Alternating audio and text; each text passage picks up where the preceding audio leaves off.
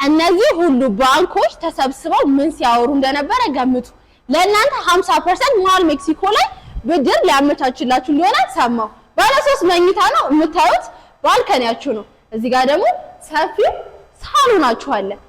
ወዲያው ደግሞ እንደገባችሁ ክሎዝድ ኪችናችሁ አለ። በአበሻ ስታንዳርድ ተደርጎ የተሰራ ነው።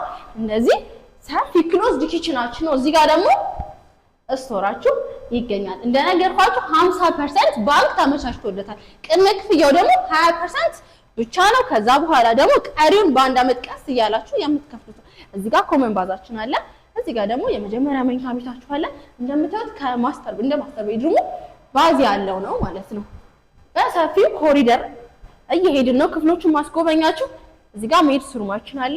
እዚህ ጋር ደግሞ ሁለተኛ መኝታ ቤታችሁ፣ ከጎኑ ደግሞ የራሳችሁ የሆነ ማስተር ቤድሩማችሁ በቂ ስፋት ያለው ማስተር ቤድሩማችሁ።